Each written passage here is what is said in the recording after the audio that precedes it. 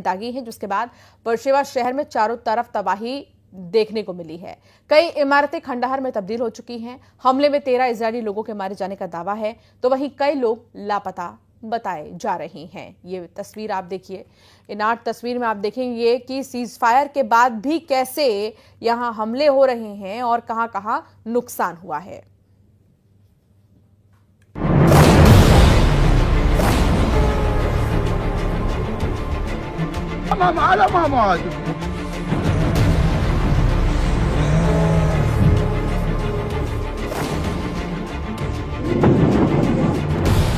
जब महायुद्ध की आहट से कांप उठी दुनिया,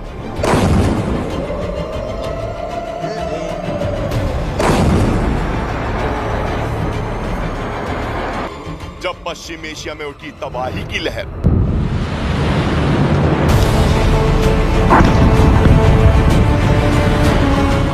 तीन बड़े किरदार, 12 दिन का वॉर।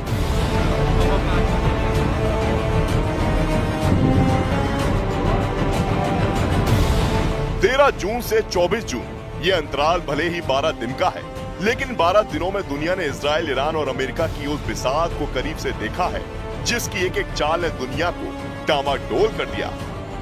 हर नजर इन 3 चेहरों पर थी, बेंयामीन नेतन्याहू, अयातुल्ला खामनेई और डोनाल्ड ट्रंप।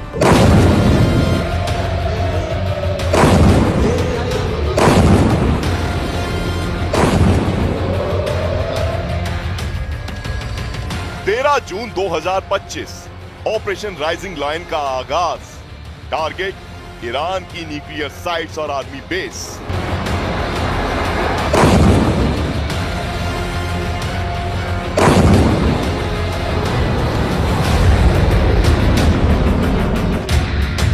इजराइल ने जैसे ही ऑपरेशन राइजिंग लायन शुरू किया, दुनिया की धड़कन बढ़ने लगी।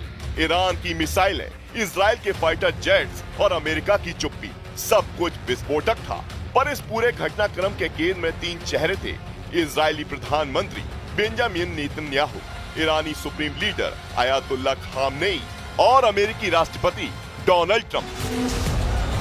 12 दिन की जंग में हर मोड़ पर इन 3 चेहरों की नीति, बयान, चुप्पी ने दुनिया को झकझोर दिया। इजराइल ने अचानक ऑपरेशन राइजिंग लायन शुरू कर दिया। ईरान के परमाणु ठिकाने और सैन्य हेडक्वार्टर पर एक साथ हवाई हमले हुए। ईरानी खुफिया प्रमुख और कई परमाणु वैज्ञानिक मारे गए। नेतन्याहू ने बयान में कहा, हम सिर्फ अपने देश की नहीं दुनिया की रक्षा कर रहे हैं। उनका मकसद था ईरान की परमाणु क्षमता को समय से पहले कुचल देना।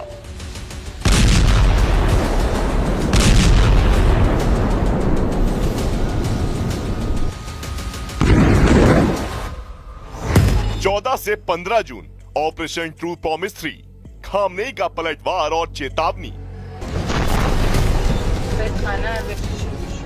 इजराइल का हमला बड़ा था, लिहाजा बिना वक्त गवाए ईरान ने अपने आक्रामक इरादे जाहिर कर दिए।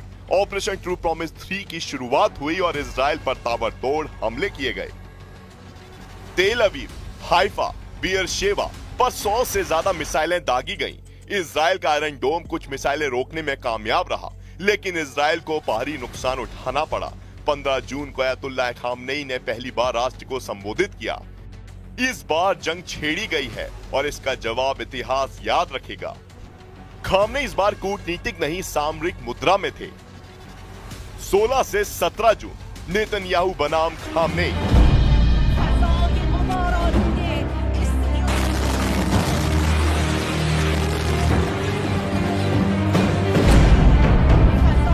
इजराइल ने तेहरान पर सीधा हमला किया।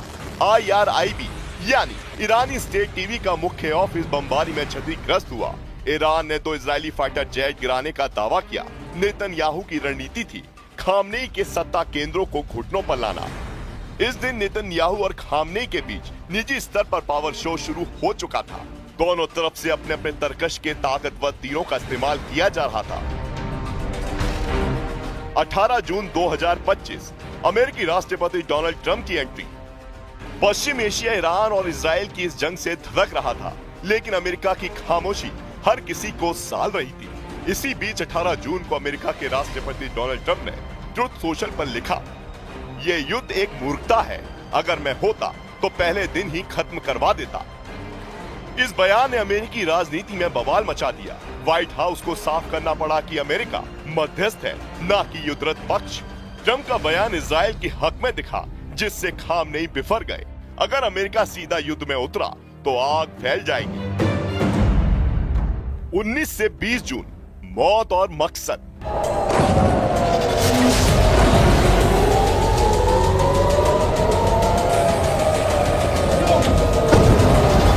डोनाल्ड ट्रंप के रुख से तिलमिला ईरान ने अपने बारूदी कारखाने से मारक हथियारों को निकालना शुरू कर दिया। ईरान ने फतह 1 और सर्जिल जैसी सुपरसोनिक मिसाइलों से इजराइल पर हमला कर दिया। जवाबी कार्रवाई में इजराइल ने ईरान के 6 एयरबेस तबाह कर दिए।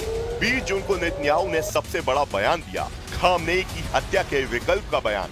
जंग तभी रुकेगी जब खामनेई नहीं रहेंगे। इजरायली हमलों में ईरानी सेना प्रमुख अली शाहमानी और defence staff chief Ghulam Ali Rashid मारे गए। इजराइल का मकसद अब रक्षात्मक नहीं, लीडरशिप टारगेटिंग था।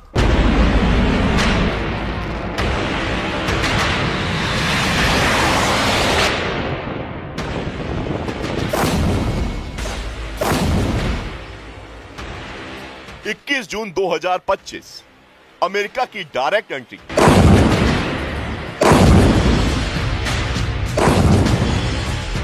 लेकिन इस जंग में सबसे बड़ा मोड़ उस वक्त आया जब नेतन्याहू और खामनेई के बीच छिड़ी वर्चस्व की जंग में अमेरिका की डायरेक्ट एंट्री हुई। खामनेई की धमकी के बावजूद अमेरिकी B-2 स्टेल्थ बॉम्बर्स ने फोर्टो नतांज और इस्फहान में ईरान के परमाणु ठिकानों पर हमला किया और दावा किया गया कि ईरान के परमाणु कार्यक्रम को तबाह कर दिया गया। 22 से 23 जून, दहशत का आखिरी अलार्म। ईरान ने इजराइल के सोरोका अस्पताल और स्टॉक एक्सचेंज को टारगेट किया। इजराइल ने जर्द और इराक में मिसाइल हेडक्वार्टर और रिएक्टर पर हमला किया। अमेरिका के उपराष्ट्रपति JD वेंस ने कहा, ईरान का परमाणु कार्यक्रम अब वर्षों पीछे चला गया है। 23 से 24 जून की रात, कतर इराक में अमेरिकी बेस पर ईरान का हमला। ईरान का ये हमला न्यूक्लियर साइट पर हुए हमले के जवाब में था, लेकिन इससे पहले इस जंग की कहानी और आगे बढ़ती। अमेरिका के राष्ट्रपति डोनाल्ड ट्रंप के इस ट्वीट ने सीज फायर का फॉर्मूला तय कर दिया। कतर की मध्यस्थता से बात आगे बढ़ी और उस जंग पर ब्रेक लग गया जिसने पूरे पश्चिम एशिया को दहशत में ला दिया था।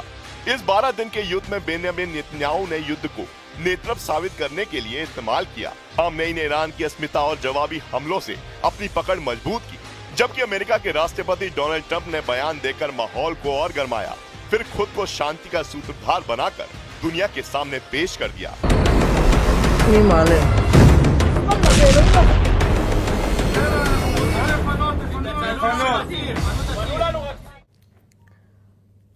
पश्चिम एशिया में भड़की महायुद्ध की आंच को सीजफायर से ठंडा करने की कोशिश की गई है, लेकिन इसी बीच ईरान की तरफ से इजराइल के खिलाफ ताबड़तोड़ मिसाइल हमले किए गए। निशाना बनाया गया बेगिलशिवा शहर को। देखिए रिपोर्ट।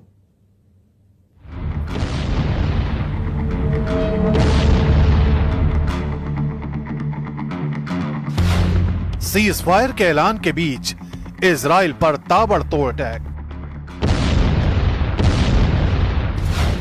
ईरान के बैलिस्टिक मिसाइल हमलों से दहल उठा बेरशेवा। ईरान इजराइल में सीज फायर का बटन एक्टिव हुआ, उससे पहले ईरान ने इजराइल को अपनी ताकत का एक और नमूना पेश किया। बेरशेवा शहर पर ताबड़तोड़ मिसाइल अटैक किए गए। सायरन पर सायरन बजने लगी और बेरशेवा की कई इमारतें इन हमलों के बाद खंडहर में तब्दील हो गई।